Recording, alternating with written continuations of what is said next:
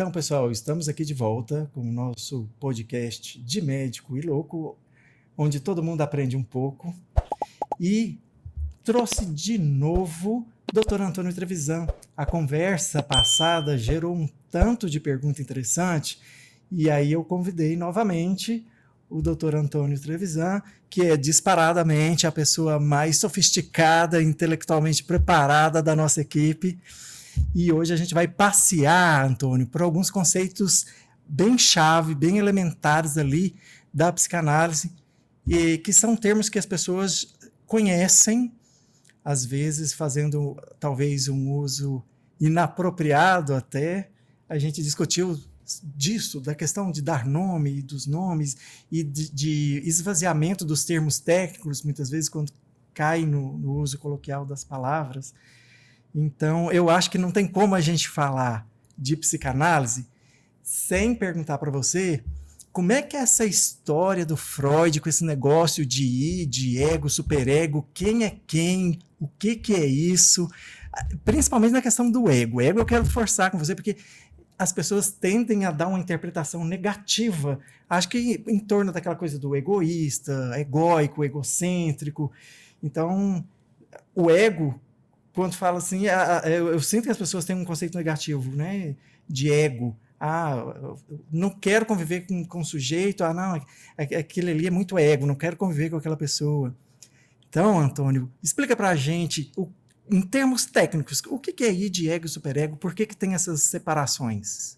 Bom, essa questão é uma questão bastante importante para a psicanálise, principalmente porque no tratamento é fundamental entender um pouco melhor como é que funcionam essas coisas. Bom, isso é considerado a segunda tópica, né? Freud chama de segunda tópica porque é um segundo momento da formulação teórica em que Freud tenta, lá depois de 1920, entender o que é o eu, como é que são instâncias psíquicas. Então, o supereu é uma instância psíquica, o eu é uma instância psíquica, e o id, ou em outras traduções, o isso. É muito comum você encontrar essa tradução do supereu, eu e isso, traduzido do alemão, e também encontrar essa maneira que é o superego, o ego e o id. Geralmente essas traduções foram traduções adotadas do alemão para o inglês e do inglês para o português. Mas são correspondentes, tá? Não vamos entrar nessa questão da tradução. Bom, o eu foi inicialmente, o Freud desenvolve uma noção sobre o eu lá na Introdução ao Narcisismo, que é um texto de 1914, onde ele vai entender que o eu, ele não é mais só uma instância de defesa no mundo. Quando a gente nasce, o nosso corpo entra em contato com essa diferença, e então ele precisa se defender dessa diferença que é o mundo. Então o corpo estava lá na vida intrauterina, em algumas condições, ele sai de lá, e começa todo o problema, mas quando ele sai de lá, ele entra em contato com toda essa diferença e ele tem reações para defender-se deste mundo até que ele possa se familiarizar com este mundo, ok? Esse é o primeiro momento do eu. Então, o eu é essa instância que vai se organizando como defesa. Quando Freud escreve lá em 1914, ele vai dizer, bom, o eu não é só uma defesa. O eu, ele é uma construção perceptiva do próprio corpo, e agora ele também é o objeto de satisfação. Então, o eu, antes de mais nada, é esse corpo. Como é que você sabe que eu sou eu? Quando você olha para mim. Então, o eu é corpóreo. Né? E aí, em 1920, é que ele faz isso, essa reformulação teórica para dizer, não, peraí, o eu era primeiro uma instância de defesa, depois o eu, além de ser uma defesa, ele também é o endereço das satisfações, eu preciso investir no meu próprio corpo, daí o termo do Narciso, né, que vem do mito lá de Narciso. E ele faz essa reformulação, em que ele vai entender que o eu, ele tem uma fonte, o id, ou o isso, que é a instância onde estão as forças psíquicas da qual o eu se nutre. Então, antes de existir o eu, existia o isso, que é só a força psíquica do corpo desordenado. E o eu é construído a partir, ele tira um pouco de força do id e constrói o eu.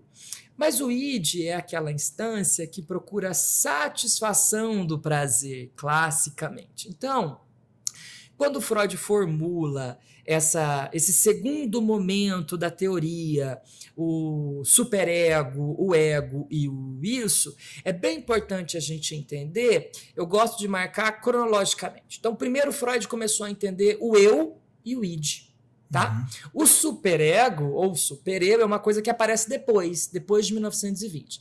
Então ele vai primeiro nessas duas instâncias, o id e o eu.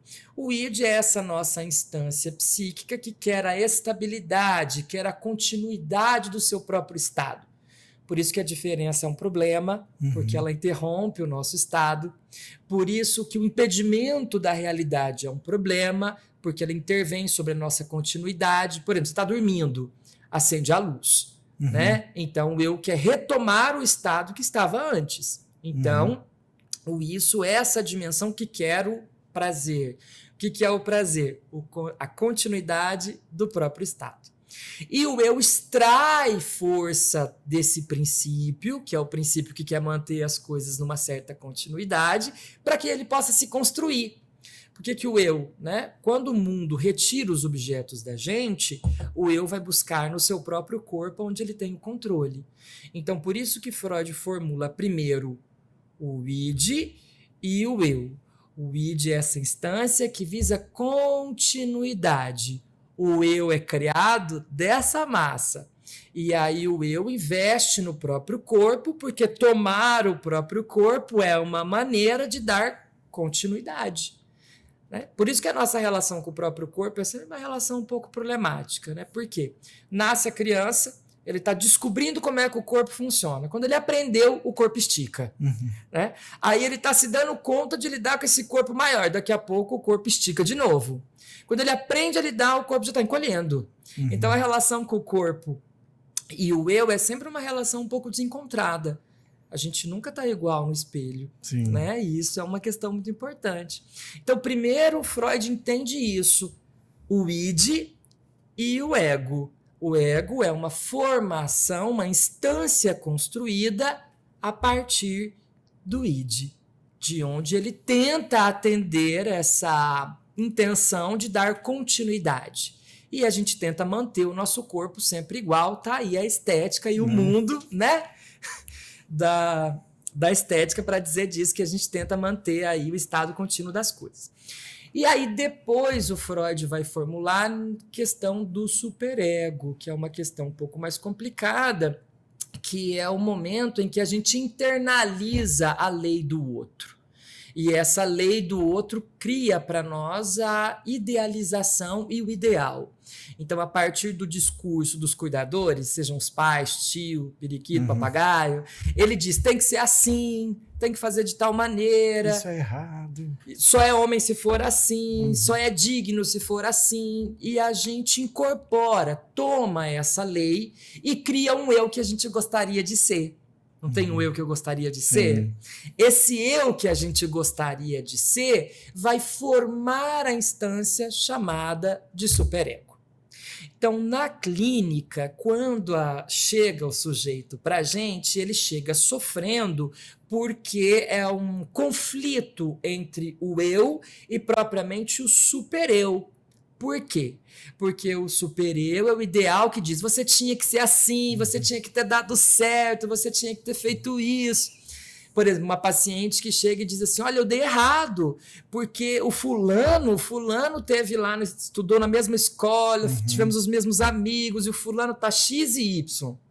E eu tinha que estar Z e W, e eu não tô ZW, então eu dei errado, porque eu... E aí aparece o discurso do eu. Eu não sou, eu não fiz, ou eu sou uma merda, ou eu não consegui, ou eu tenho um problema. E aí se revela no sofrimento o conflito dessas instâncias do eu com o supereu. Porque o supereu, que é esse ideal, estabelece sobre o eu uma força dizendo, você tem que ser assim. E o eu tentando dar conta desse ideal, que a gente nunca consegue É dar uma conta do pressão ideal, infinita, né? né? Parece uma miragem. Quanto mais você se aproxima, mais ele desaparece. Exato.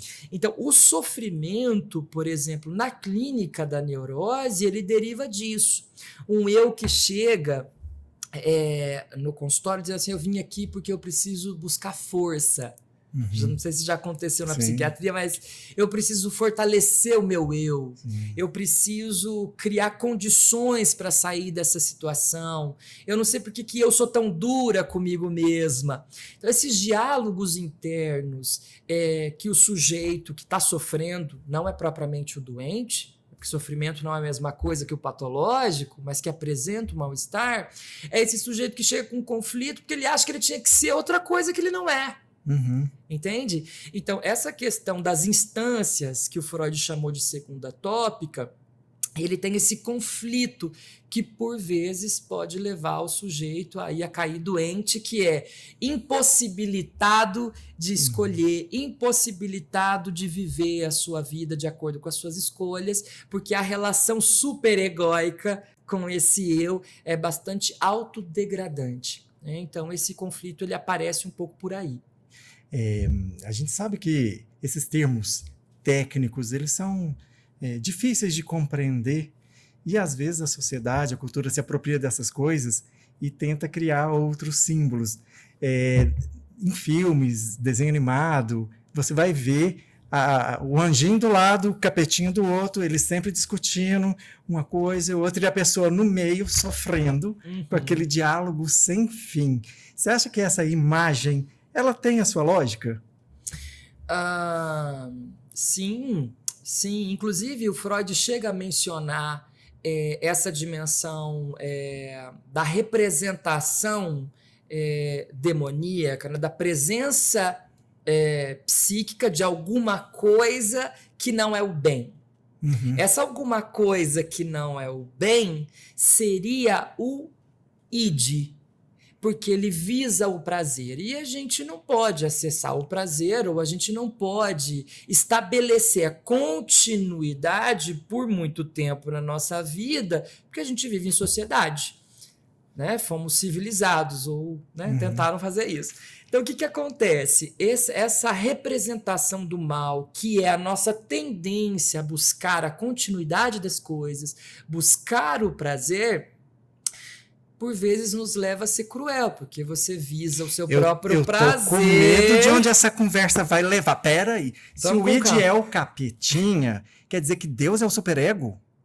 Meu Deus do céu, eu vou convulsionar agora. É mais ou menos por aí, né? Principalmente na cultura cristã. Quem é que nos impede de fazer o prazer? Quem é que diz que tem que ser de um jeito para poder ir para outro lugar? Gente do céu, é por isso que a gente sofre, né? A gente está espremido. De baixo vem as forças demoníacas, de cima vem a pressão do superego, que é Deus. O fruto desse conflito é o ego? O fruto dessa briga? Existe um sobrevivente que tenta lidar com essas exigências. O Freud trabalhava com esses termos, né? Essas forças exigem um trabalho para lidar com elas. E é daí que advém o eu. Só que o problema disso é que o Freud vai nos ensinar que existe uma dimensão do eu que é consciente. Mas existe uma dimensão do eu que não é totalmente consciente. Então, há uma parte do Murilo que tem consciência de que gostaria de estar nas Ilhas Maldivas, mas sabe que isso lhe daria um super trabalhão para atender às exigências, e por isso ele leva para daqui 5 anos, leva um pouco mais de tempo, às vezes vai para o Nordeste até chegar lá, a gente vai driblando. Negociando. Exatamente. Ali. Inclusive, você sabia que o Freud tem um texto maravilhoso escrito em 1912, que ele diz que existem 2 mecanismos para não adoecer. É a nossa capacidade de negociar com a realidade. Se você não consegue negociar com a realidade, possivelmente você poderia, segundo o princípio freudiano, desencadear um certo tipo de adoecimento. É um texto muito interessante. Mas voltando, a questão é justamente isso. Então, o eu cria um trabalho para lidar com essas coisas. Então, esse eu do Murilo da consciência é que vai negociar, entende? Com as Ilhas Maldivas, Nordeste, enfim. Mas existe um eu do Murilo, né, que nem sempre é tão consciente, bate o pé e diz: eu quero ir para as Ilhas Maldivas, sim. Olha, mas aí você vai ter que parcelar em muitas vezes. Não tem problema, eu quero ir para as Ilhas Maldivas. Fica parecendo a criança birrenta, né? Dando piti. Por isso a psicanálise não deixa de ser totalmente relevante e o seu valor acaba, né? Com mais que a ciência acabe aí fazendo as suas críticas. O infantil está em nós, né, Murilo? Exato, exatamente. Não sei se fui claro com uma coisa bastante complexa. Não, mas é interessante a gente compreender isso, e aqui uma ressalva, porque a gente está utilizando Deus, demônio, é uma linguagem simbólica, então não quero ofender a crença das pessoas, mas eu imagino que essa linguagem ela tem o seu valor quando a gente usa esses símbolos para entender essas forças, né? E um outro conceito que o Freud traz, que eu acho que abriu as portas para a compreensão, é esse conceito do que é consciente e do que é inconsciente. Você estava citando que parte do eu não está completamente na consciência, né? Aí eu te pergunto, se o id é essa parte mais infantil, mais primitiva, ela está totalmente no inconsciente? Sim, Freud tenta fazer essa localização. Ele vai dizer que o super-eu faz parte da consciência, predominantemente, por isso você consegue identificar o Murilo ideal, que gostaria de ser de fato o que o Murilo é. O eu existe essa dimensão que é inconsciente e uma extensão inconsciente, ao passo que o id ele é inconsciente. Ele, quando aparece na consciência, é por representantes indiretos. Alguma coisa na consciência aponta esse desejo, essa vontade, mas ela não é clara. Ele é codificado.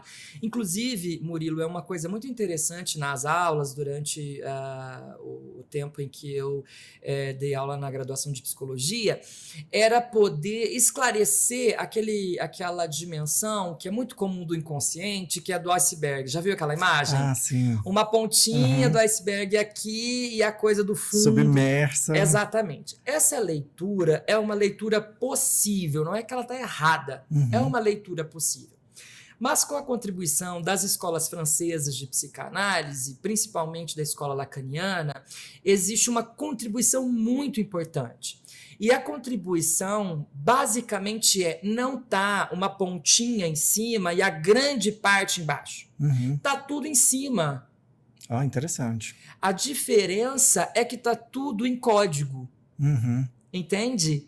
Não é que está tudo lá atrás, que é uma questão que aparece no consultório. Eu tenho que falar da minha infância, eu tenho que falar do passado. Nossa, mas aconteceu há 15 anos. Bom, mas se a pessoa continua falando hoje, não passou. O passado não passou, tá nela. Entende? Então, quando as escolas francesas vão retomar esse lance do inconsciente e da consciência, o Lacan vai dizer que por meio da palavra, tudo está posto, está tudo na linguagem. A diferença é que a gente não consegue decifrar o que está diante dos nossos olhos.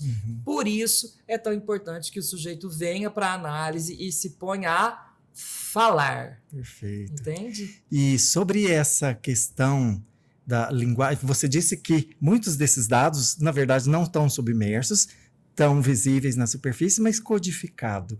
Aí, voltando para os mitos e lendas e coisas que as pessoas perguntam, muita gente pergunta assim na psicanálise, eu tenho que ficar falando dos sonhos? O sonho é essa linguagem codificada da qual você está falando? Sim, foi justamente isso que inaugura a psicanálise. Freud vai dizer que é a obra da interpretação dos sonhos que inaugura o campo da psicanálise. Freud vai nos ensinar que o sonho é a verdadeira via que nos mostra onde está o inconsciente. E eu costumo explicar, né, de que quando a gente dorme, a censura, né, ela fica um pouco mais frouxa, entende?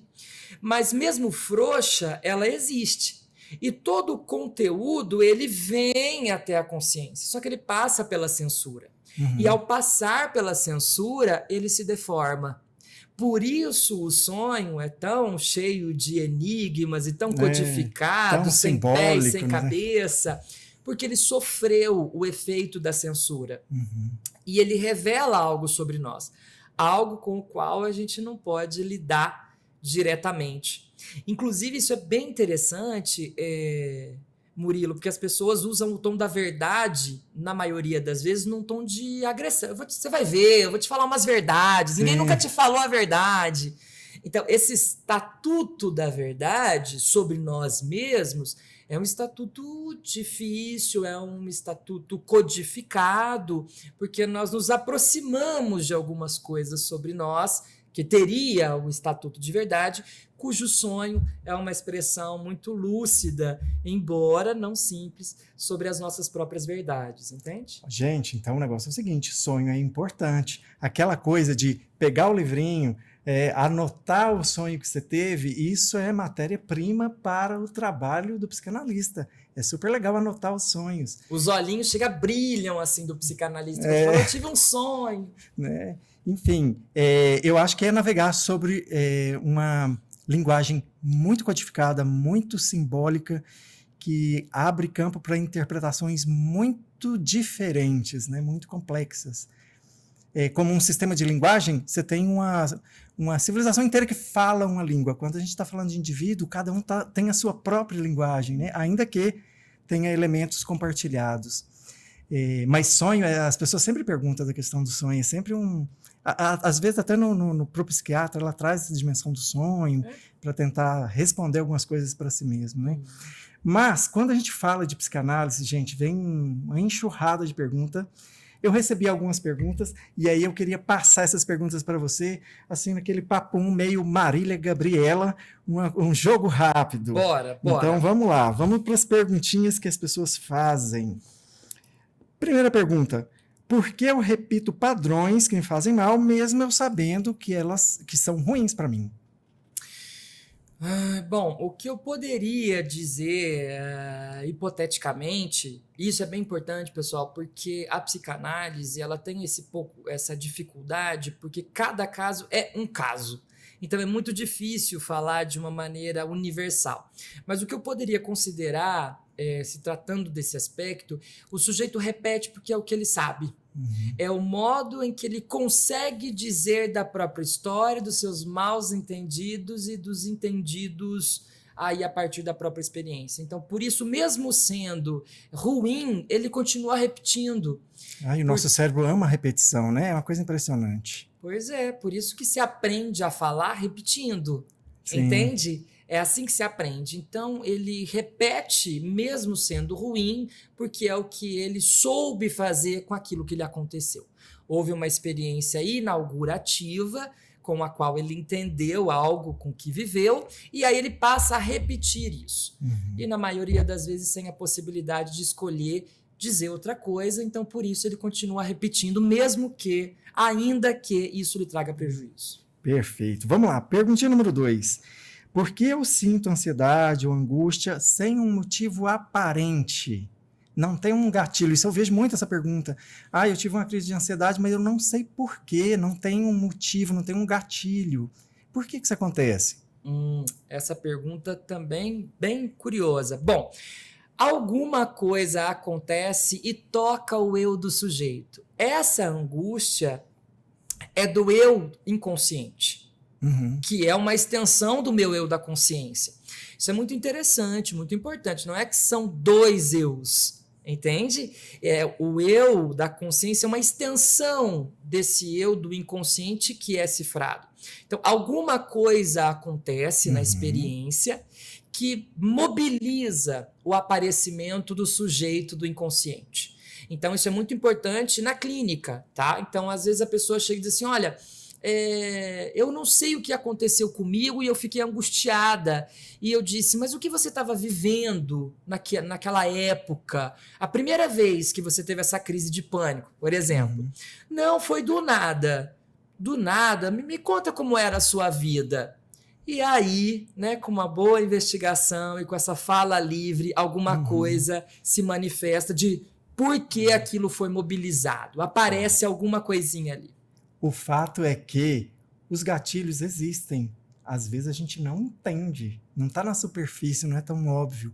Mas nada na mente humana vem do nada. Eu costumo explicar isso para o paciente, nada vem do nada. Existem motivos, mas às vezes compreendê-los é difícil. Né? Lembrei de um exemplo aqui, só para ilustrar isso, de uma paciente que ela tinha uma implicância com o vermelho e isso foi antes dessa dicotomia doida de política, porque agora vermelho significa um partido, enfim, mas lá atrás.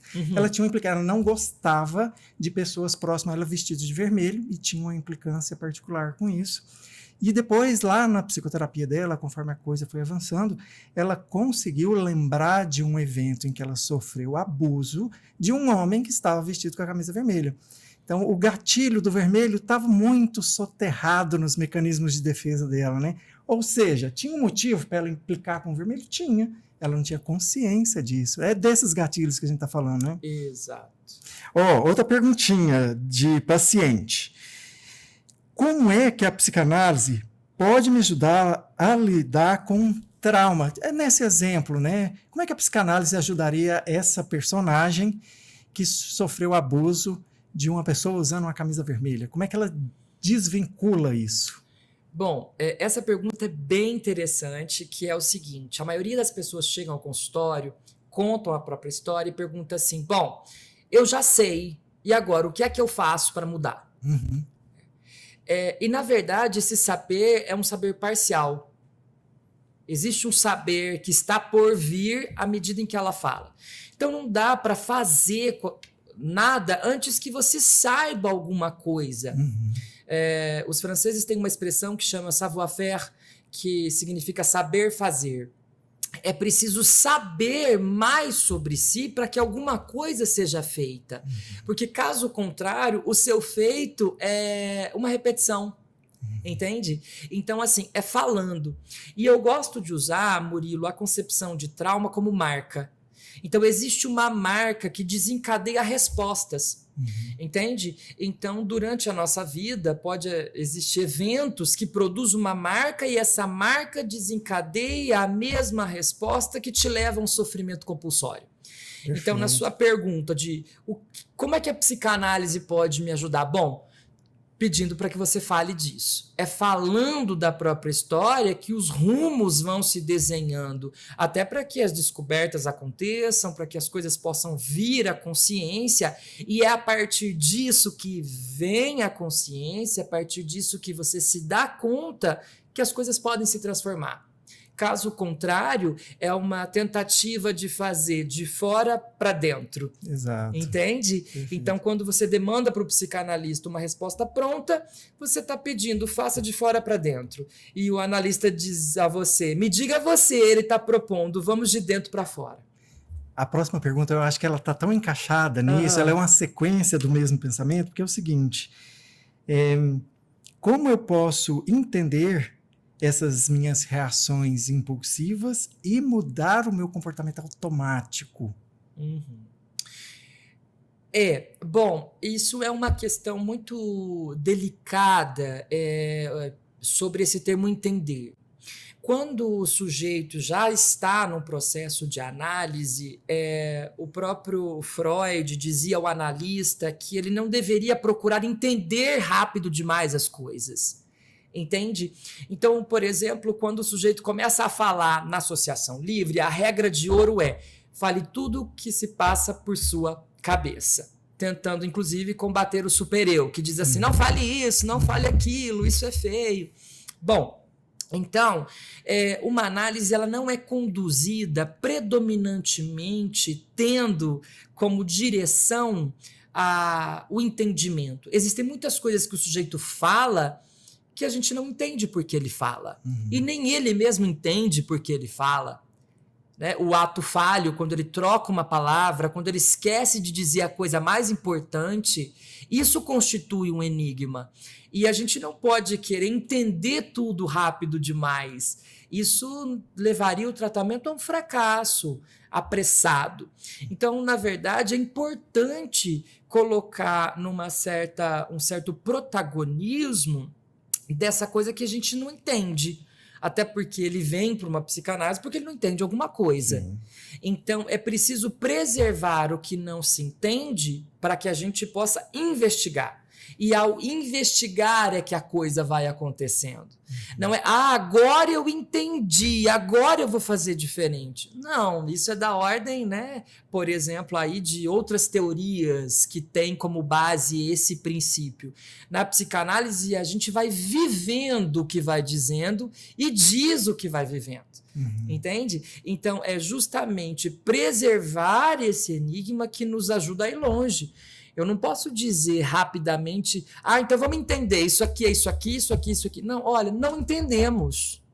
Qual é a sua hipótese? Isso aqui não está esclarecido. Mesmo você dizendo que era ruim, todo o seu movimento foi em direção a isso. Exatamente. Não podemos entender rápido demais. Ela vai acontecendo no meio do caminho. Exato. A outra pergunta também está na mesma sequência de ideias. É isso, porque a pergunta é a seguinte: por que eu me sinto presa a dores antigas? Por que eu fico presa ao passado? E essa é uma pergunta comum. As pessoas no consultório, você vê que volta e meia, esse tipo de pergunta aparece. Por que eu estou preso ao passado? E a gente sabe que a gente nunca supera completamente essa criança, ela está dentro de nós, né? Então, é muito comum você ver dores ainda do período da infância se manifestar na vida adulta e a pessoa tem uma consciência só parcial dessas coisas, né? Por que as pessoas ficam presas ao passado? Que âncora é essa? Pois é, essa é a pergunta de $1 milhão, enfim, o Missy Link perdido. A grande questão, Murilo, o que eu penso a partir disso, e na psicanálise, diversos são os teóricos que se propuseram a formular algumas hipóteses. Bom, desde Freud, essa questão da fixação foi uma questão que chamou a atenção de Freud. Por que é que o sujeito ficou fixado em determinada fase da infância, levando essa fase para a vida adulta, acarretando prejuízos e diversas tragédias na vida do sujeito? Por que é que a pessoa repete a história da mãe que foi ruim e é justamente o que ela vive? Bom, só isso daria outro podcast, mas eu vou tentar sintetizar. Então, a fixação ela foi, por anos a fio na psicanálise, a lógica teórica para explicar a psicopatologia. A fixação nos leva ao adoecimento, seja nas fases do desenvolvimento, seja em cenas vividas, quer sejam boas ou ruins. Mas para dizer algumas palavras sobre isso, o que eu poderia dizer é que existem alguns eventos que desencadeiam uma grande descarga de afeto, entende? E essa descarga de afeto, ela não é produzida propriamente por uma situação traumática. Vou explicar uma coisa para você que eu acho que é bem elucidadora, que é o seguinte: vamos supor que você tenha 2 filhos. Você é a mãe, você tem 2 filhos, né? Você tem a Maria, de 5 anos, e a Ana, de 6 anos, ok? Um dia você levanta e faz o copo de leite da Maria, e a Ana está observando. Aí a Ana olha e fala: minha mãe ama mais a Maria, fez o copo de leite para a Maria. No dia seguinte, a mãe, tentando controlar as coisas, faz primeiro o copo de leite da Ana. E a Ana olha e fala: a minha mãe ama mais a Maria, se sentiu culpada e agora está fazendo um copo de leite para mim. Então você entende que não é da ordem da realidade que determina a descarga de afetos ou como o sujeito vive aquilo. Então isso da pessoa se sentir presa ao passado, na minha percepção clínica, tem a ver com essa experiência marcante com a qual o eu interpreta que precisa ser revivida. Então, por isso ela se arrasta ao longo dos anos. Eu já atendi pacientes de 68 anos, 70 anos, que vivem uma questão com a mãe como se ela tivesse 15 antes de sair de casa. Então, essa experiência marca o sujeito e o sujeito se agarra a ela numa tentativa de reaver essa experiência. Percebe, então, que não é só uma experiência ruim? Sim. Entende? Então, isso é uma questão muito sensível na psicanálise. Escuta, eu vejo, às vezes, né, perguntas comuns que aparecem, eu vejo a pessoa perguntar o seguinte, assim, para mim, mas escuta, psicanálise, eu vou estar sempre falando do passado, ela não compreende, ela não chega ao presente, eu estou sempre no passado nesse processo? Não. Eu já tive paciente de chegar e eu dizer, bom, fulano, me fale de você. E ele falou e disse, isso aqui é psicanálise? E eu disse, você acha? Eu vim porque disseram que você é psicanalista. Eu falei, sim, sou psicanalista, mas eu nunca imaginei que psicanálise é assim. A psicanálise na minha cabeça, dos filmes, dos livros, é aquela psicanálise XY, a clássica. Não, mas você não vai perguntar da minha infância? Você não vai me perguntar de como foi a minha adolescência? E eu digo, me fale da sua história. Se você quer começar por aí, você que vai dizer sobre isso. Então, não se trata exatamente disso. Isso é uma imaginação que acha que a psicanálise começa por aí. Escuta, perguntinha também. As pessoas acham que a psicanálise ela é objetiva somente reelaborar um trauma, como se limitasse só a isso, elaborar um trauma. A psicanálise vai muito além de uma simples elaboração de trauma, né? Como é que essa demanda aparece para você? Essa pergunta é muito curiosa, muito interessante, e teoricamente existe assim, né, prateleiras de livros, enfim, bibliotecas cheias com essas coisas todas, numa tentativa de dizer assim, qual é a função da psicanálise na realidade? No fundo do baú, qual é a função da psicanálise? De fato, durante o processo psicanalítico, diversas são as releituras da própria história, que eu estou utilizando essa expressão, em equivalência à elaboração. Só que existiu durante uma época na psicanálise, principalmente com a influência das escolas francesas e das escolas americanas, de que a psicanálise deveria produzir uma ressignificação. O que é a ressignificação? É a troca de um sentido por outro. É de reparar o sentido, é de trabalhar o sentido. E aí a gente cai na discussão que a gente fez outro dia sobre a questão da nomeação.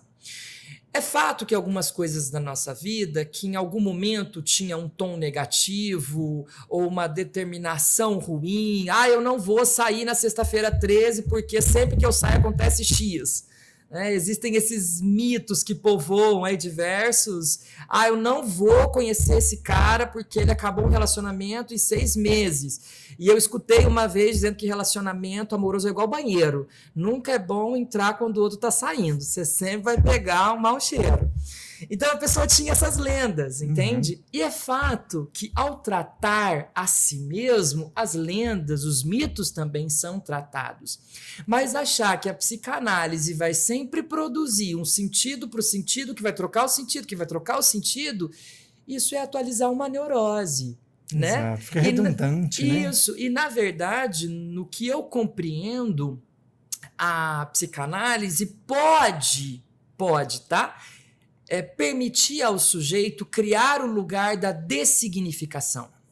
O lugar da dessignificação é o lugar onde as coisas não precisam ter sentido. Sabe o quartinho da bagunça? Que toda casa tem que ter para as coisas ficarem em ordem? Adoro o quartinho da bagunça. No quartinho da bagunça não precisa ter ordem, não precisa ter sentido, não precisa, ele pode ficar ali daquele jeito. Então é claro que a vida precisa de algum sentido, mas não significa que eu tenho sempre que trocar o sentido das coisas. Eu não preciso deixar o sentido colado rigidamente, mas eu também posso incluir na minha vida uma leitura em que preserva a dessignificação. Eu não preciso dar sentido a tudo. E nem tudo precisa ter nome, e nem tudo precisa ser ocupado por um sentido, embora eu possa trocá-lo de vez em quando. Mas as pessoas, no geral, elas ficam desconfortáveis com a não resposta, né? Elas não toleram muito simplesmente conviver com uma coisa que ela não entende, que ela não encaixa em algum lugar. Você vê isso, essa tendência de querer encaixar tudo? Sim, por isso a neurótica de sempre procurar um nome para as coisas, né? Mas ao usar todo o vocabulário, por isso que geralmente uma psicanálise leva um pouco mais de tempo, você precisa gastar o seu vocabulário até criar uma outra relação com o seu vocabulário. Não se trata só de ficar trocando e procurando nome. Às vezes a gente inventa nome. E é ótimo inventar nome, não é? Eu particularmente adoro, principalmente quando eu gaguejo, entende? Então não tem nenhum problema com isso. Escuta, a psicanálise, ela exige uma certa maturidade para a pessoa mergulhar nisso e tal. Eu te pergunto o seguinte, tecnicamente, existe um limite de idade ou a psicanálise vai ser útil para uma pessoa com mais de 15 anos? Existe um limite aí? Na minha experiência, não existe propriamente uma idade. Eu já atendi, é claro que com a sua particularidade, crianças de 3 anos. E essa questão que você destacou de uma certa maturidade, isso também é uma coisa muito curiosa. Eu usaria e uso quando alguém me pergunta muito mais uma expressão de coragem. Por exemplo, pessoas que chegam até o meu consultório dizendo, olha, antes eu não tinha estrutura para uma psicanálise, Isso. como se ela precisasse adquirir condições. E eu acho que isso, se para o sujeito, essa ideia, ele permitiu chegar até aqui, ok. Mas acho que é uma ideia um pouco idealizada, entende? Porque o psicanalista, pelo menos como eu entendo, não vai não vai violentar o sujeito, não vai forçá-lo a falar, entende? Uma análise, ela segue o baile de acordo com o movimento que é possível ao sujeito. Quando você começa, por exemplo, a fazer balé, você não começa com um plié, você não começa lá na pontinha do pé, você começa com um alongamento, você começa com as condições que aquele sujeito vem. Se ele já vem de uma dança, possivelmente ele vai entrar em contato, né, com outros movimentos. Se é um sujeito que nunca dançou, ele vai adquirir outras condições. Então, uma análise não exige propriamente essa ideia de que não, eu preciso de uma maturidade intelectual. Na verdade, quanto mais intelectual, às vezes mais resistente, porque daí ele busca, né, em princípios filosóficos, etc, etc, etc, muito mais respostas do que em si mesmo, entende? Então, do meu ponto de vista, essa ideia de que precisa de uma maturidade no sentido de um desenvolvimento é uma ideia um pouco idealizada mesmo, como se fosse uma condição para. Perfeito. Quando, na verdade, a parceria entre o analisando e seu analista está aquém dessa dimensão da maturidade, porque o analista acolhe esse sujeito na particularidade que ele seja vivendo esse infantil no infantil, vivendo o infantil meio infantiloide, que é essa parte que nos atrapalha na vida adulta. Então ele vai abordar de acordo com esse passo. Ele não vai chegar numa certa violência, que é usar a própria força para fazer o sujeito sair, para levar o sujeito ao insight, para forçar o sujeito a falar, entende? Então, isso Lacan, ele dizia que a pressa é sempre do psicanalista. A pressa nunca é do analisando. Por mais que o analisando diga, eu preciso sair disso, eu preciso sair disso. E aí você, mais ou menos, diz assim, eu vou deixar a porta entreaberta. Nunca mais ele volta. Um exemplo curioso, quando eu me formei, eu fui atender numa clínica que era no primeiro andar. E chegou uma senhora, por volta de seus 40, 60 anos, uma jovem senhora, e ela chegou subindo, ai, minha perna, minha perna, minha perna, e toda a clínica parou para olhá-la, e ela chegou no meu consultório, e eu muito jovem, muito prestativo, disse, fique tranquila, nós vamos entender e a senhora vai parar com essa dor. Nunca mais ela voltou, nunca mais ela atendeu meu telefone, nunca mais ela respondeu uma mensagem, porque não se tratava dessa ordem, entende? Isso eu teria, como uma inexperiência, tentado acelerar as coisas. Perfeito. Escuta, nesse bloquinho de perguntas rápidas, uma que eu vejo é o seguinte: qual é o momento, qual é a hora de entrar com essa abordagem psicanalítica? Eu pergunto no sentido assim, é num sofrimento agudo? É numa situação aguda ou é um sofrimento mais crônico, quando se trata de um processo? Qual é a hora certa de começar a psicanálise? Bom, eu vou te responder do método analítico. Bem assim, o que me passa pela cabeça é que não tem uma hora certa. Talvez o que dê alguma justificativa ou que dê a hora, o momento mais interessante é o momento em que o sujeito quer se questionar a respeito das coisas. Entende?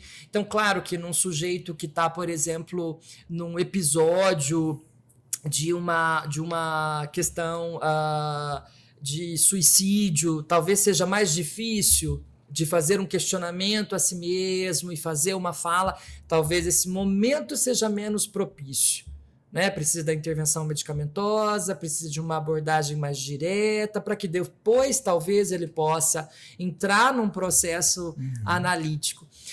Mas tirando esse momento em que às vezes o sujeito adoecido está nesse momento agudo, que ele pode inferir a si mesmo danos e prejuízos e ele não está no momento possível de fazer um questionamento a si mesmo, talvez seja menos o propício para iniciar a análise, entende? Então eu diria talvez que há mais momentos que sejam menos propícios, entende? Perfeito. Do que o momento certo. Para mim não existe um momento certo, existe um momento em que o sujeito para. Eu já tive um adolescente de 14 anos e disse: eu vim porque eu gostaria de saber qual é o sentido da vida.